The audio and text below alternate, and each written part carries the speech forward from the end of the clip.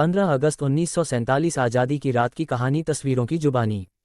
इलाहाबाद, 15 अगस्त 1947 ऐसी रात जब लोग सोए तो गुलाम देश में थे, लेकिन अगली सुबह उनकी आज़ादी की सुबह थी। दरअसल जिस रात को भारत की आज़ादी की घोषणा होनी थी, उसी रात को पाकिस्तान में भी आज़ादी का नया जश्न शुरू हुआ था। आज़ादी की इस सुबह की कीमत काफ़ी ज़्यादा थी और इसका अंदाज़ा देश के लिए अपनी कुर्बानी देने वाले लोगों को भली भांति पता थी। महात्मा गांधी ने इस कीमत को समझते हुए आज़ादी के जश्न तक से इनकार कर दिया था।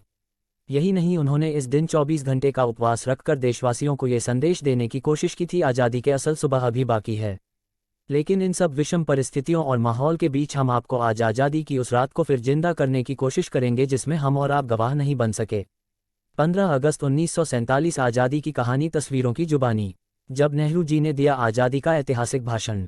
15 अगस्त 1947 की आधी रात को नेहरू जी ने ऐतिहासिक भाषण देते हुए लोगों को आज़ादी का संदेश दिया। 15 अगस्त 11,947 आज़ादी की रात की कहानी तस्वीरों की जुबानी। सेंट्रल हॉल में हुआ आज़ादी का कार्यक्रम।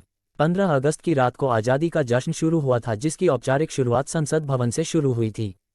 15 अगस्त 11,947 आज़ादी की रात की कहानी तस्वीरों की जुबानी। नेहरू और गांधी, देश के लिए नई दिशा तैयार की। 8 अगस्त 1942 जब अंग्रेज़ों भारत छोड़ो आंदोलन की शुरुआत करने का फैसला कांग्रेस की बैठक में ली गई। 15 अगस्त 11,947 आज़ादी की रात की कहानी तस्वीरों की जुबानी। और विभाजन पर भरी गई हामी। भारत पाकिस्तान के विभाजन के लिए हुए मतदान में विभाजन के लिए समर्थन देते नेहरू जी और अन्य नेता।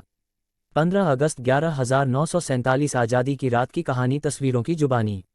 गफ्फार खां, गांधी जी और नेहरू जी साथ साथ। 15 अगस्त 1947 आज़ादी की कहानी तस्वीरों की जुबानी। विभाजन के लिए हुई बैठक। लॉर्ड माउंटबेटन के साथ पंडित नेहरू और जिन्ना विभाजन की शर्तों पर चर्चा करते हुए।